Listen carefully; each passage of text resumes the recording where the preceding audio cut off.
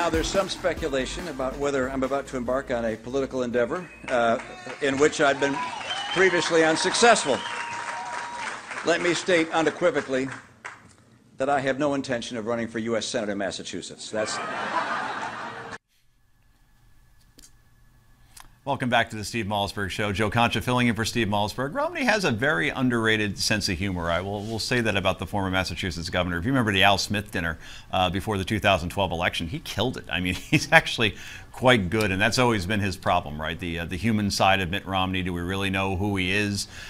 Did that ultimately cost him the election in 2012? Was it Hurricane Sandy? Is he testing the waters now? Well, to have just the man to answer that question, Roger Simon. He's the co-founder and CEO emeritus of PJ Media and an award-winning novelist. Roger, thanks for joining us from Los Angeles. We appreciate it. Well, I'm pleased to be here. And your question, right man on the left coast. Yeah, I mean, yeah. Well, I'll set it up for you.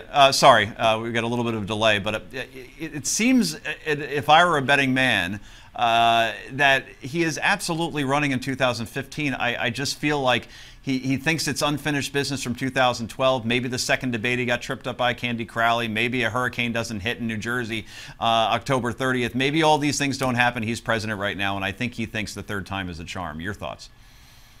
I think it's quite possible. I'm sure he thinks that. Whether he will go through and actually run, I'm not as sure, because the blowback was pretty strong. I happen to have met the man. I introduced him by accident, like I think it was in 2010 at CPAC, sometime like that. And they must have been hard up for introducers. Anyway, so I met the Romneys backstage, and they're really nice, warm people. I think I think the mainstream media did it to him. They didn't want to admit this is really a good man. He really is a good man. He might have made a good president. He was a lousy campaigner, and I think he'll still be a lousy campaigner. And I think maybe they ought to look elsewhere. I'm not sure, though. I think he would have been a very good president, Roger. Just personal opinion, because we saw what he did with, say, Salt Lake with the Olympics there, and that was going bankrupt. And I just think that Romney, no, he's not going to win any popularity contest. He's not the guy necessarily you want to have a beer with, but the difference between him and the current president, I always felt that he was an organized guy who knows how to delegate, knows how to solve problems, and certainly understands what management means. And we saw that time and again in successes that he's had in his life. But I just don't know if the American public is clamoring for a Mitt Romney run. Quite frankly, I don't know what they're clamoring for. I don't even think they're really sold on Hillary Clinton either, or a Jeb Bush, or a Rand Paul, or a Ted Cruz, or a Ben Carson. It just seems like it's a wait-and-see approach, and that's a good thing, because we're still about 22 months out of the next election. So yes or no question real fast, does Mitt Romney run in 2016? No. Second question, no. I'll tell you who I'm picking right now as of this day. I change my mind all the time, like everybody. I love Bobby Jindal. I'll tell you why I love him. First man to talk honestly about radical Islam from the point of view of a major American politician. If you didn't get his speech that he gave in London the other day, check it out. It's tough and good. Yeah, that is making some waves, no question about it. So I'm sure that Mr. Jindal will throw his hat into the ring as well. It seems like no one's really intimidated by Hillary Clinton. They think that 2016 is wide open and for the taking. So yeah, Jindal's a possibility. Scott Walker's a possibility. John Kasich, who no one really talks about, I think is a big possibility as well. Shifting gears for a second, you have a piece recently, a great piece I should add. Al Sharpton calls me a racist, and that's basically in reference to the fact that you are an Academy voter, and the fact that he says that suddenly, even though last year selected, nominated, and wins Best Picture, 12 Years a Slave, somehow wins last year, but now this year there's a big problem with racism in Hollywood in terms of the snub of Selma, which only was nominated for Best Picture. Your thoughts? It's the biggest piece of horse hockey. Well, I could say, but it's Sharpton. So, I mean, but it's not just Sharpton. It's the Sharptonization of everything. I mean, it's such nonsense. It's silly. I mean, first of all, the Academy, as everybody living knows, is a Hollywood organization. Therefore, it tilts left. I'm going left with my left arm. I'm probably, I'm sort of center right in my politics, a little libertarian. I'm a social liberal.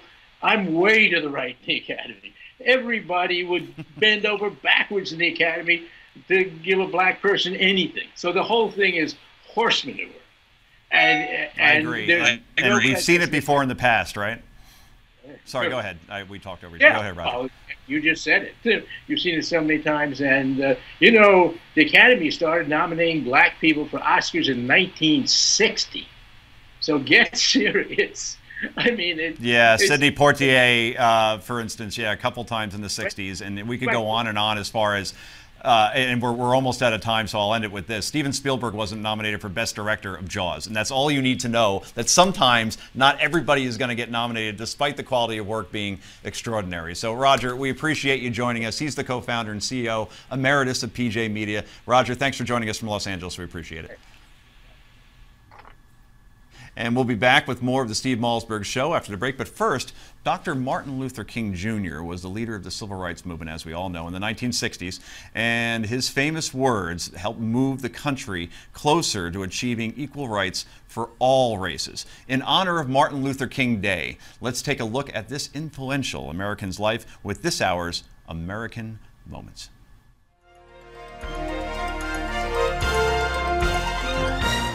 January 15th, 1929 was a chilly day in Atlanta, Georgia, when a family gathered to welcome into this world a new life, and with it, a new hope for America.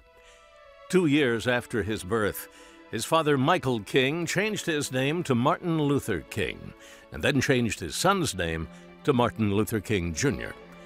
Throughout his 39 years, he instilled in Americans a new spirit of justice and freedom, based on equality instead of status, and character instead of race. He waged a nonviolent war on racial segregation, with appearances that radiated with an energy that transcended all races, all faiths, and people of all ages, with words that still resonate today. I may not get there with you, but I want you to know tonight that we as a people will get to the promised land. He spoke to us of his dreams and his beliefs that justice too long delayed is justice denied. You're watching An American Moment on Newsmax TV.